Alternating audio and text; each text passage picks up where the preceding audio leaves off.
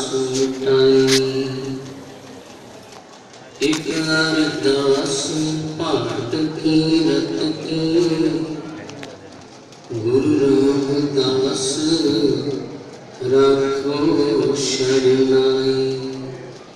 कहाँ बुध प्रभु तुझ हमारी, बरन सके महिमा जो तिहारी।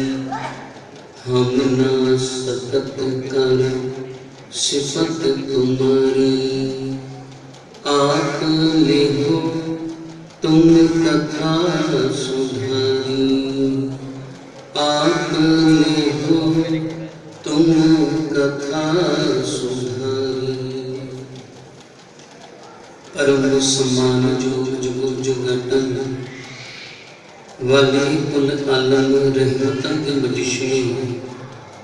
चवर छतर तखत दे मालक, सतगुरु धन श्री गुरु ग्रंथ साहिब जी महाराज जी। पातशाह की पावन हजूरी अंदर जुड़ बैठे सत्संगी जरूर, बड़े प्यार अदब दे नाल गुरमुखा पासों इतिहास सरवण कर रहे सी। सो सतगुरु जी रहमत करन, इस इतिहास में असी अगे तोरीए। यही विचार आपां अगे तोरीए। धन गुरु रामदास महाराज जी के जीवन के 3 पक्ष गुरु कृपा नाल आप जी अगे रखने ने। आओ विचार अगा तोरदे हां। पहला सारियां तो पहला सतगुरु जी नूं सीस नवाओ। फतेह दी सांझ करो जी, वाहिगुरु जी का खालसा, वाहिगुरु जी की फतेह। इतिहास आप जी सरवण कर रहे सी। सो मैं इस इतिहास विचों 3 पक्ष रखने ने धन गुरु रामदास महाराज जी के जीवन के। 1534 का समा है। सन 1534 लाहौर की धरती चूना मंडी इलाके सोडियां की बिरादरी रहिंदी है। बड़े सोडी परिवार रहिंदे।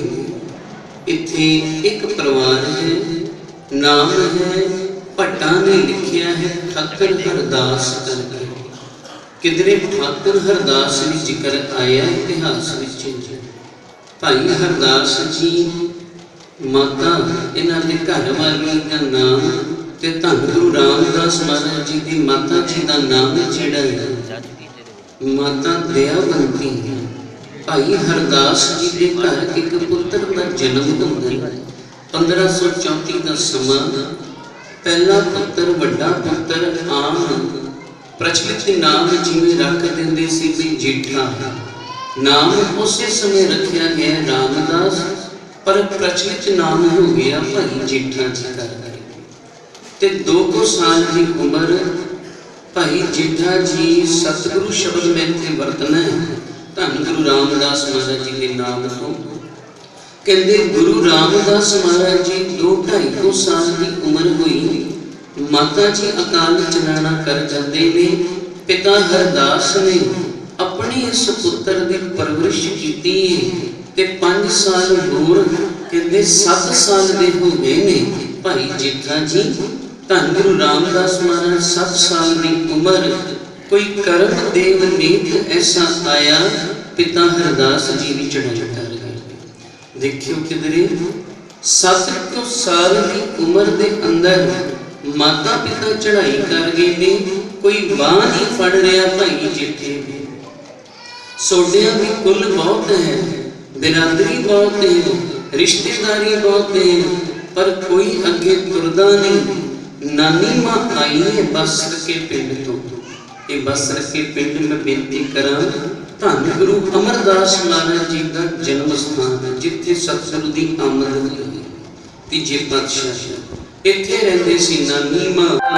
धन गुरु रामदास महाराज जी अज वो दिन भी आ गया लाहौर की धरती ते जेड़ियां गलियां विच तू खेडदा हुंदा सी, जेड़ियां गलियां विच तू अपने पिता दे मोढे ते बैठ के तुरिया है, अज उस गलियां विच सिर ते छापा रख के सतगुरु आवाज़ां मारदे पैंदे कोई कंगुड़ियां ले लो, कोई कंगुड़ियां ले लो। देखना कोई रिश्तेदार अगे नहीं आता। ये समा सतगुरु इत्थे रह रहे हैं। नानी मां कहती एक दिन पुत्र इत्थे सारे ईर्खा करते ने, चल असीं बस के चलते हैं। अज वो दिन आ गया जदों अज नानी मां नाल भाई जिठा जी दो चार को अपने कपड़े पाउण वाले एक पंड बंद ली पुटली मोढे ते रख के अज तुरे ते घर नूं चंदरा मारिया। अज लाहौर की उहियों गलियां विच अज लाहौर नूं विदा हो के जा रहे ने। किथे प्रोफेसर साहिब सिंह ने बड़ी कीमतियां पंक्तियां लिखियां। वो कहने लगे ये उही गलियां ने जिथे भाई जेठा कहते खेडदे सन। ये उही गलियां ने जिथे शरीकां दे बच्चियां नाल भाई जेठा जी आनंद माणदे हुंदे सन। अज उस गलियां तो विदा हो रहे ने। प्रोफेसर साहिब सिंह जी लिखदे कि सड़क ते रस्ते ते कोई कख भी पिया होवे कहंदे तुरन वाले उसनूं चुक के अपने घर ले आउंदे ने। कोई पदार्थ किसी दा डिग जावे कहंदे चुक के घर ले आउंदे ने। धन भाई जेठा है कहंदे अज कोई शरीक अगे नहीं आ रहा, अज कोई रिश्तेदार नहीं अगे आ रहा जेड़ा कवे अम्मीए तेरे इस पुत्र की परवरिश असी करांगे, तू इनू ना लेके जा। अज कोई सोडी अगे नहीं आया, अज कोई बिरादरी अगे नहीं आई, तुरे जांदे ने। ते देखियो प्रोफेसर साहब लिखदे ने अज जिस गलियां विचों लोग कह रहे ने सारी लकाई कह रही है जांदे हुए भाई जेठे नू वेख के 7 साल दे हन ते एक पोटली मोढे ते रखी है लीड़ियां दे कपड़ियां दी। नानी मां दे हाथ नू फड़िया लुकाई कहंदी है अज जेठा अनाथ हो गया है, अज जेठा यतीम हो गया है, इसकी बात कोई नहीं फड़दा। ते देखियो किधरे प्रोफेसर साहिब सिंह जी ने लिख दिता कहंदे एक दिन किसी नू पता नहीं सी वो समा भी आ जाना है जिसनू कहंदे सी भाई जेठा अनाथ है, भाई जेठा यतीम बन गया है। ते किधरे धन गुरु रामदास बन के ये अनाथां दा नाथ हो जावेगा।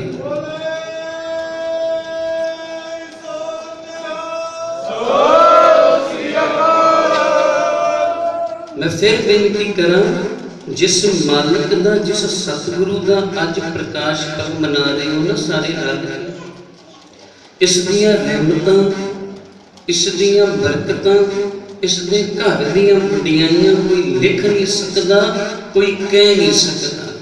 वो अनाथां दा नाथ बनेगा। कहंदे उस दे घर दे लंगरां विच जिन्हां नूं रोटियां नसीब नहीं हुंदियां लखां ही तादाद विच लंगर छकदे हैं। अज तुरे ने बस के पिंड आ गए क्योंकि मेरे को समा बड़ा सीमित है, इस करके मैं सिर्फ संक्षेप इतिहास आप जी अगे रखना। कहंदे बस के पिंड आए, इत्थे आके बाबा अमरदास जी ने बेनती करा कदे इतिहास के पन्नियां नूं वाच के लिखना। अजे गुरता गद्दी ते बैठे नहीं ने सतगुरु धन गुरु अंगद देव महाराज कोल सेवावां करदे ने अपने बस के पिंड तो जा। कहंदे इत्थे नानी मां कोल पिंड दे लोकी आके शोक विच बैठे ने। कहंदे बाबा अमरदास भी आके बैठे।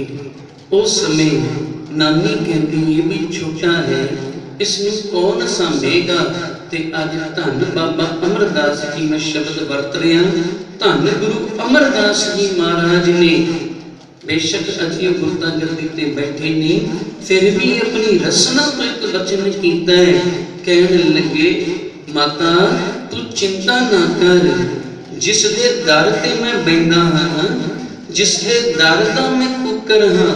देखियो निमरता दे पुंज ने तीजे पातशाह धन गुरु अंगद देव महाराज जी की वडियाई विच कहंदे जिस दे दर ते मैं सेवावां करदा वो एक नगर वसावेगा, वो एक नगर वसा रहा है ते मैं अपने परिवार नूं उत्थे लेके जाना है। तू इस बच्चे नूं भी कहंदे भाई जेठे नूं भी उत्थे ही आ जांदे। सतगुरु जी दे चरनां विच ओ दिन भी आया 1552-53 का समा आ गया है, गोइंदवाल बन चुके हैं, थोड़ी जी उसारी रह गई है, तो किधरे किधरे सेवावां चल रही ने। अज भाई जेठा सतगुरु जी के चरणों विच इत्थे गुरता गद्दी के मालक बन चुके ने धन गुरु अमरदास महाराज। इत्थे सेवावां हो रही ने, सेवावां हो रही ने ते मिट्टी दीयां पंड कहंदे सिर ते चुक के अज भाई जेठा जी सतगुरु जी सेवा कर रहे हैं। अज शरीकां नूं भी पता लगे भाई जेठा गुरु दे कोल है। ये समा वो है जदों बीबी भानी दा गुरमुख दस रही सी, अनंत कारज कह लो विआह हो चुका है, फिर भी भाई जेठा जी मिट्टी दीयां पंडां गोविंदवाल की धरती ते चुक के सेवा करते ने। ते अज शरीक किधरे अगे जा रहे सन, वो कहने लगे बई हरदास का पुत्र सुने गुरु घर का जवाई बन गया, गुरु का जवाई बन गया, उत्थे ते बड़े नौकर चाकर होणगे, उत्थे ते बड़े रंग लगे होणगे। चलो अज की रात भाई जेठे कोल रुकदे हैं। संध्या दा समा, अज एक शरीर सिर ते मिट्टी दी टोकरी भरी बाहर सट्टन आया, शरीक सामने खलोते ने, कहंदे पुछदे ने भाई जेठे दा घर केड़ा है, ते ये कौन सन? ये भाई जेठा जी कोलों पुछ रहे हैं, धन गुरु रामदास महाराज कोलों जेठे दा घर केड़ा है सी जाना है। तो कहंदे मैं ही तां भाई जेठा हां, गुरु दा जवाई है, फिर भी मिट्टी दीयां टोकरियां चुकदा, सारे कपड़े लीड़े मिट्टी नाल भिजे पए ने, दाड़े ते भी मिट्टी लगी है। ते कहंदे उत्थे उन्हां ने बड़े फिक्के बोल बोले। सूरज प्रकाश का लिखारी ने बचन लिखे ने, कहंदे बाहां तो फड़ के सतगुरु जी कोल ले आए धन गुरु अमरदास महाराज कोल। इत्थे आके कहंदे होवे तुहाडा जवाई, कहंदे इसने ते साडी कुल नूं दाग ला लिया, ये तां निरभागा, साडी कुल विच इसदा जन्म क्यों हो गया? मैं ते रुक एक बेनती करांगा, मालक दा जदों जीवन पड़ीदा है ना, कि देखियो छोटी उम्र विच माता पिता नहीं, शरीक कोई बांह नहीं फड़दा, ते जे किधरे सतगुरु ने बांह फड़ी है ते शरीक आके कितने बोल कबूल बोलते हैं, फिक्का बोल रहे ने, कहंदे कि मिट्टी दीयां टोकरियां इत्थे चुकदा है, साडे वंश नूं साडी कुल नूं दाग ला ला। उत्थे धन गुरु अमरदास सच्चे पातशाह कहंदे की कहंदे हो, अज इन्ने सालां बाद मिले हो ते इन्ना फिक्का बोल। ते उत्थे सतगुरु कहंदे तुसी कदे बाबे बुड्ढे दी निगाह नाल तक के तां देखो, जिस टोकरी नूं तुसी कहंदे हो मिट्टी नाल भरी है, कदे इस निगाह दे नाल तक के वेखियो, कदे गुरसिखां दी निगाह नाल तक के वेखियो। ओ शरीको किधरे मेरी निगाह दे नाल तक के वेखना, तुसी कहंदे हो जेठे दे सिर ते मिट्टी दीयां टोकरियां चुका रहे हैं, कहंदे मैनूं तां इह नज़र आउंदा है इस दे सिर ते गुरु नानक दा छत्र झुल जावे।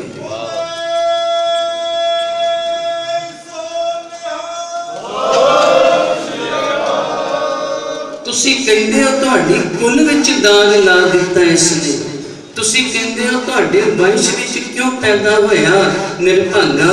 ते सूरज प्रकाश की लिखारी बड़ी कीमतियां पंक्तियां लिख दित्तियां, एते जन्म्यो वंश हमारे, ये शरीक कहंदे ने सतगुरु कहंदे एते जन्म्यो वंश हमारे, लाज गवाई सर्व प्रकारे, मित को वाहिगुरु पित को मरे सदन को त्यागा, घर सुसवाग बसे निरभागा। ते उत्थे सतगुरु ने एक वचन कीता, बड़ा कीमती वचन है, इतिहास के वर्तियां विचों पन्नियां विचों कदे पढ़ के वेखना।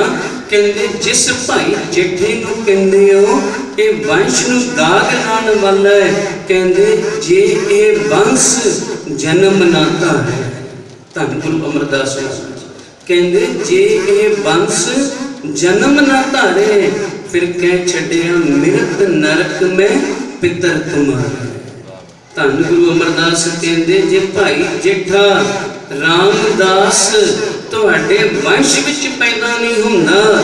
ਮਿਰਤ ਨਰਕ ਮੈਂ ਪਿੱਤਰ ਤੁਮਾਰੇ, ਤੁਹਾਡੇ ਪਿੱਤਰ ਤਾਂ ਨਰਕਾਂ ਵਿੱਚ ਪਏ ਹੋਣਗੇ ਸੀ।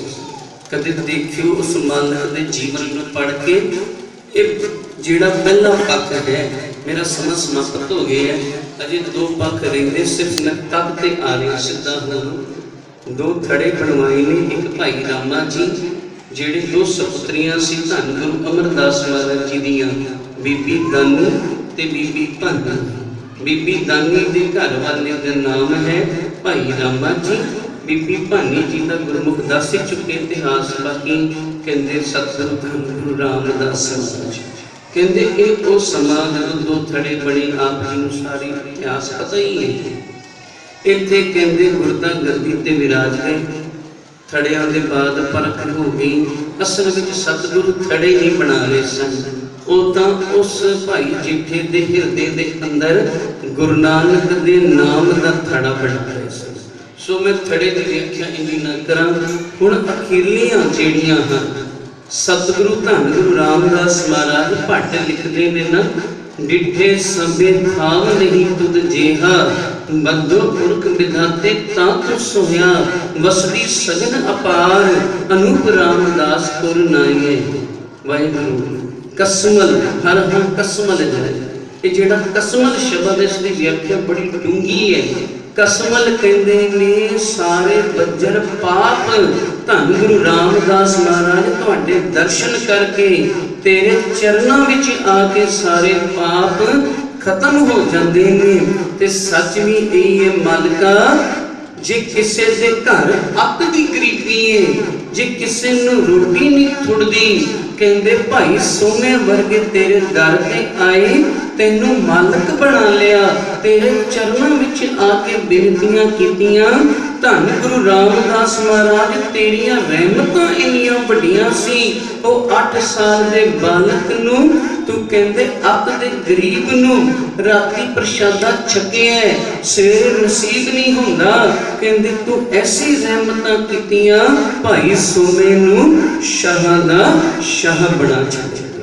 ਕਦੇ ਦੇਖਿਓ ਇਤਿਹਾਸ ਨੂੰ ਪੜ੍ਹ ਕੇ, ਭਾਈ ਆਦਮ ਆਇਆ, 60 ਸਾਲ ਦੀ ਉਮਰ ਹੈ, ਪੁੱਤਰ ਨਹੀਂ ਹੋਇਆ, ਤੇ ਗੁਰੂ ਦੇ ਲੰਗਰਾਂ ਦੀ ਸੇਵਾ ਕੀਤੀ ਹੈ। ਧੰਨ ਗੁਰੂ ਰਾਮਦਾਸ ਮਹਾਰਾਜ ਜੀ ਤੁਸੀਂ ਇੰਨੇ ਟੁੱਟ ਗਏ, ਕਹਿੰਦੇ ਆਪਣੀ ਭਗਤੀ ਦਾ ਅੰਸ਼ ਭਾਈ ਆਦਮ ਨੂੰ ਕਹਿ ਛੱਡਿਆ, ਆਦਮ ਤੂੰ ਮੰਗ ਕੀ ਮੰਗਦਾ? ਤੇ ਭਾਈ ਆਦਮ ਵੀ ਬੜਾ ਸਿਦਕ ਵਾਲਾ ਸੀ, ਕਹਿੰਦੇ ਸਤਿਗੁਰੂ ਇੱਕ ਪੁੱਤਰ ਦੀ ਦਾਤ। ਤੇ ਸਤਿਗੁਰੂ ਕਹਿੰਦੇ ਜਾ, ਤੇਰੇ ਭਾਗਾਂ ਵਿੱਚ ਨਹੀਂ, ਦੇਖਿਓ ਤੇਰੇ ਭਾਗ ਮੇਂ ਪੁੱਤਰ ਨਾ ਹੈ। ਸੂਰਜ ਪ੍ਰਕਾਸ਼ ਦੀ ਲਿਖਾਰੀ ਲਿਖਦੇ ਭਾਈ ਸੰਤੋਖ ਸਿੰਘ ਕਹਿੰਦੇ ਤੇਰੇ ਭਾਗਾਂ ਵਿੱਚ ਪੁੱਤਰ ਨਹੀਂ, ਪਰ ਤੂੰ ਗੁਰੂ ਦੇ ਘਰ ਦੀ ਸੇਵਾ, ਸੰਗਤ ਦੀ ਸੇਵਾ ਕੀਤੀ ਏ, ਤੇਰੇ ਘਰ ਪੁੱਤਰ ਹੋਵੇਗਾ। ਔਰ ਹੋਇਆ। ਨਾਮ ਪਹਿਲਾਂ ਰੱਖਿਆ ਸਤਿਗੁਰੂ ਨੇ, ਪੁੱਤਰ ਹੋਣ ਤੋਂ ਪਹਿਲਾਂ ਕਹਿੰਦੇ ਉਸ ਦਾ ਨਾਮ ਰੱਖ ਦੇ ਭਗਤੂ, ਉਹ ਮਾਲਵੇ ਦੀ ਧਰਤੀ ਨੂੰ ਭਾਗ ਲਾਵੇਗਾ। ਤੇ ਸੱਚ ਜਾਣੋ ਉਹ ਭਾਈ ਭਗਤੂ ਦੀ ਅੰਸ਼ ਵੰਸ਼। ਧੰਨ ਗੁਰੂ ਗੋਬਿੰਦ ਸਿੰਘ ਸੱਚੇ ਪਾਤਸ਼ਾਹ ਤੱਕ ਸੇਵਾਵਾਂ ਕੀਤੀਆਂ ਪੰਥ ਦੀਆਂ। ਮੈਂ ਹੁਣ ਇੱਕ ਬਚਨ ਸੁਣਾ ਕੇ ਸਮਾਪਤੀ ਕਰ ਰਿਹਾ। ਦੇਖੋ ਮਾਲਕ ਦੀ ਰਹਿਮਤ ਅੱਜ ਵੀ ਵਰਤ ਰਹੀ ਹੈ। ਸਤਿਗੁਰੂ ਕਿਧਰੇ ਗਏ ਨਹੀਂ ਨੇ, ਅੱਜ ਵੀ ਵਰਤ ਰਹੇ ਨੇ। ਧੰਨ ਗੁਰੂ ਰਾਮਦਾਸ ਮਹਾਰਾਜ ਦੇਹਰਾਦੂਨ ਦੀ ਧਰਤੀ ਲੂਣੀਆਂ ਮੁਹੱਲੇ ਵਿੱਚ ਇੱਕ ਪਰਿਵਾਰ ਰਹਿੰਦਾ ਹੈ, ਤਨੇਜਾ ਪਰਿਵਾਰ ਹੈ। ਕਹਿੰਦੇ ਉਹਨਾਂ ਦੇ ਪਰਿਵਾਰ ਵਿੱਚ ਇੱਕ ਬੱਚੀ ਹੈ, ਨਾਮ ਸੀ ਅਨੂ ਤਨੇਜਾ ਕਰਕੇ। ਪੜ੍ਹੀ ਲਿਖੀ, ਬਹੁਤ ਪੜ੍ਹਾਈ ਕੀਤੀ, ਪਰ ਐਸੀ ਬਿਮਾਰ ਹੋ ਗਈ, ਕਹਿੰਦੇ ਰੋਗ ਆਇਆ। ਰੋਗ ਆਉਂਦੀ ਉਸਦੀ ਅੱਖਾਂ ਦੀਆਂ ਰੋਸ਼ਨੀ ਚਲੀ ਗਈ ਤੇ ਬੜੀ ਥਾਂ ਤੇ ਇਲਾਜ ਕਰਾਇਆ, ਚੰਡੀਗੜ੍ਹ ਵੀ ਵਿਖਾਇਆ, ਹੋਰ ਜਿੱਥੇ ਜਿੱਥੇ ਕਿਸੇ ਨੇ ਸਰੋਤ ਪਾਈ, ਕਹਿੰਦੇ ਉੱਥੇ ਉੱਥੇ ਪਰਿਵਾਰ ਗਿਆ, ਪਰ ਕਿਧਰੋਂ ਵੀ ਉਹ ਬੱਚੀ ਠੀਕ ਨਹੀਂ ਹੁੰਦੀ। ਤੇ ਹਾਰ ਕੇ ਉਹ ਪਰਿਵਾਰ ਨੇ ਬਚਨ ਸੁਣਾਇਆ। ਕਹਿੰਦੇ ਇੱਕ ਦਿਨ ਟੀਵੀ ਵਿੱਚ ਹਰਿਮੰਦਰ ਸਾਹਿਬ ਦੇ ਦਰਸ਼ਨ ਕੀਤੇ, ਮਨ ਵਿੱਚ ਆ ਗਿਆ ਸਾਰੇ ਦਰਾਂ ਵਿੱਚ ਹੋ ਆਇਆ। ਧੰਨ ਗੁਰੂ ਰਾਮਦਾਸ ਮਹਾਰਾਜ ਤੇਰਾ ਦਰ ਹੈ। ਦੇਖਿਓ ਸਾਰੇ ਦਰਾਂ ਤੋਂ ਵੱਡਾ ਦਰ ਹੈ, ਦੁਨੀਆ ਦੇ ਸਾਰੇ ਡਾਕਟਰਾਂ ਤੋਂ ਵੱਡਾ ਡਾਕਟਰ। ਕਹਿੰਦੇ ਇੱਥੇ ਸਾਰੇ ਤਨ ਦੇ ਵੀ ਮਨ ਦੇ ਵੀ ਰੋਗ ਕੱਟੇ ਜਾਂਦੇ ਨੇ।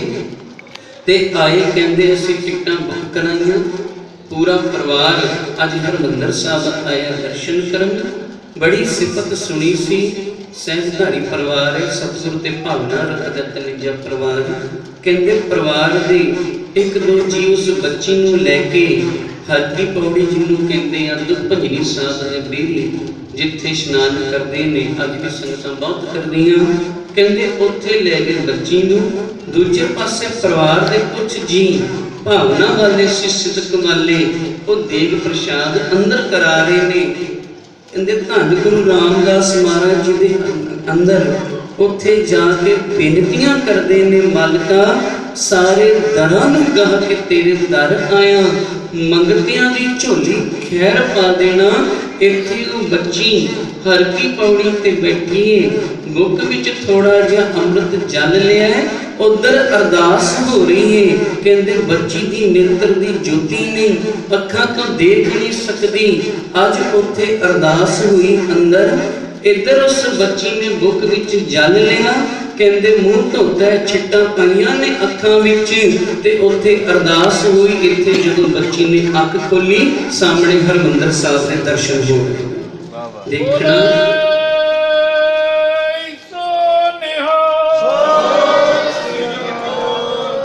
ਦੇਖੋ, ਮੈਂ ਇੱਕ ਬੇਨਤੀ ਕਰਨ ਲੱਗਾ, ਤੀਰਥ ਦੁਨੀਆ ਵਿੱਚ ਬੜੇ ਤੇ ਹੋਰ ਵੀ ਅੱਗੇ ਬਣ ਜਾਣੇ।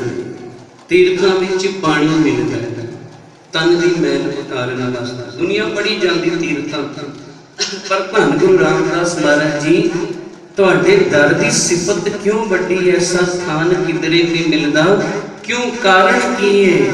ਕਹਿੰਦੇ ਇੱਥੇ ਤਨ ਦੇ ਰੋਗ ਕੱਟਣ ਵਾਸਤੇ ਸਰੋਵਰ ਜਲ ਦਾ ਪਾਣੀ ਜਿਹਨੂੰ ਕਹਿੰਦੇ ਆ, ਸਰੋਵਰ ਦਾ ਜਲ ਹੈ, ਬਾਣੀ ਚੱਲ ਰਹੀ ਹੈ, ਉਹ ਪਾਣੀ ਕਹਿੰਦੇ ਜਲ ਬਣ ਗਿਆ ਹੈ। ਇੱਥੇ ਤਨ ਦਾ ਰੋਗ ਕੱਟਣ ਵਾਸਤੇ ਉਹ ਸਰੋਵਰ ਦਾ ਪਾਣੀ ਹੈ। ਦੂਜੇ ਤੀਰਥਾਂ ਵਿੱਚ ਸਿਰਫ ਮੈਲ ਉਤਾਰਨ ਵਾਸਤੇ ਪਾਣੀ ਮਿਲਦਾ ਹੈ। ਜਾਂਦੀ ਹੈ ਦੁਨੀਆ ਬੜੀ ਲੁਕਾਈ ਤੀਰਥਾਂ ਤੇ, ਕਹਿੰਦੇ ਪਰ ਸਤਿਗੁਰੂ ਇੱਥੇ ਤੇਰੇ ਦਰ ਤੇ ਪਾਣੀ ਤਾਂ ਹੈ ਹੀ, ਤੇਰੇ ਨਾਮ ਦੀ ਬਾਣੀ ਦਾ ਵੀ ਪ੍ਰਕਾਸ਼ ਹੈ। ਹਰਿਮੰਦਰ ਸਾਹਿਬ ਦੇ ਅੰਦਰ ਪਾਣੀ ਤੇ ਬਾਣੀ ਨਾਲ ਚੱਲ ਰਹੀ ਹੈ। ਸੋ ਇੰਨੀਆਂ ਕੋ ਮੇਰੀਆਂ ਬੇਨਤੀਆਂ ਨੇ, 5 ਮਿੰਟ ਉੱਤੇ ਲਾ ਗਿਆ, ਸੋ ਖਿਮਾ ਕਰ ਦੇਣਾ, ਕਿਉਂਕਿ ਮੇਰੇ ਮਾਲਕ ਦਾ ਅੱਜ ਪ੍ਰਕਾਸ਼ ਪਰਬ ਹੈ।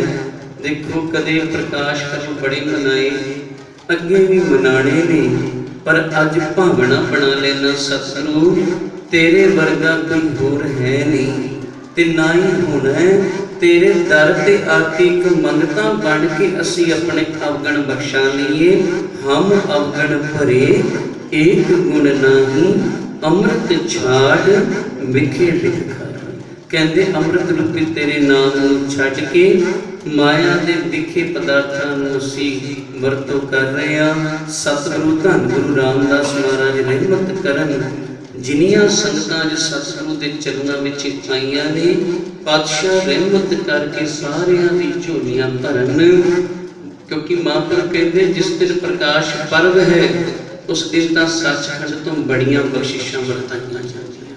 ਤੇ ਧੰਨ ਭਾਈ ਜੇਠਾ, ਧੰਨ ਗੁਰੂ ਰਾਮਦਾਸ ਮਹਾਰਾਜ, ਤੁਹਾਡਾ ਉਹ ਪ੍ਰਕਾਸ਼ ਪਰਬ ਜਿੰਨਾ ਵਰਗੇ ਕੋਈ ਹੈ ਹੀ ਨਹੀਂ ਸੰਸਾਰ ਦੇ ਅੰਦਰ। ਸੋ ਇੱਥੇ ਇੰਨੀਆਂ ਕੋ ਬੇਨਤੀਆਂ ਦਾਸ ਨੂੰ ਪ੍ਰਵਾਨ ਕਰਿਓ। ਇੱਥੇ ਦੇ ਮੁੱਖ ਸੇਵਾ ਨਿਭਾਰੇ ਸਰਦਾਰ ਸਤਨਾਮ ਸਿੰਘ ਜੀ ਹੋਰਾਂ ਦਾ ਬਹੁਤ ਬਹੁਤ ਧੰਨਵਾਦ, ਜੋ ਦਾਸ ਨੂੰ ਸਮਾਂ ਦਿੱਤਾ, ਸੰਗਤ ਦੇ ਦਰਸ਼ਨ ਕਰਾਏ ਹਨ। ਸਾਰੀ ਸੰਗਤਾਂ ਦਾ, ਇੱਥੇ ਦੀ ਪ੍ਰਬੰਧਕ ਕਮੇਟੀ ਦਾ ਬਹੁਤ ਬਹੁਤ ਧੰਨਵਾਦ। ਸਾਰਿਆਂ ਤੋਂ ਵੱਧ ਧੰਨਵਾਦ ਧੰਨ ਗੁਰੂ ਗ੍ਰੰਥ ਸਾਹਿਬ ਮਹਾਰਾਜ ਜੀ ਦਾ, ਜਿਨ੍ਹਾਂ ਨੇ ਸਿਰ ਤੇ ਹੱਥ ਰੱਖ ਕੇ ਸੇਵਾਵਾਂ ਲਈਆਂ। ਸੋ ਇੱਥੇ ਸਮਾਪਤੀ ਹੈ। ਸਾਡੇ ਵੀਰ ਭਾਈ ਜਸਪ੍ਰੀਤ ਸਿੰਘ ਜੀ ਕੋਮਲ ਵੀਰ ਜੀ ਨਾਲ ਹੀ ਆਏ ਨੇ। ਸੋ ਸਿੰਘ ਸਭਾ ਗੁਰਦੁਆਰਾ ਉੱਥੇ ਪ੍ਰੋਗਰਾਮ ਸੀ, ਦੁਪਹਿਰ ਉੱਥੇ ਹੀ ਹੋ ਗਈ, 3:30 ਉੱਥੇ ਹੀ ਵੱਜ ਗਏ ਸੀ। ਉੱਥੋਂ ਹੀ ਨਾਲ ਲੈਣ ਲੱਗੇ ਵੀ ਨਾਲ ਹੀ ਚੱਲਣਾ ਹੈ, ਤੇ ਫਿਰ ਇੱਥੇ ਆ ਗਏ ਹਾਂ। ਤੁਹਾਡੇ ਦਰਸ਼ਨ ਹੋਣੇ ਸੀ, ਸਤਿਗੁਰ ਜੀ ਦੀ ਰਹਿਮਤ ਹੋਈ। ਆਓ ਫਤਿਹ ਦੀ ਸਾਂਝ ਕਰੀਏ, ਭੁੱਲਾਂ ਚੁੱਕਾਂ ਦੀ ਖਿਮਾ। ਵਾਹਿਗੁਰੂ ਜੀ ਕਾ ਖਾਲਸਾ, ਵਾਹਿਗੁਰੂ ਜੀ ਕੀ ਫਤਿਹ।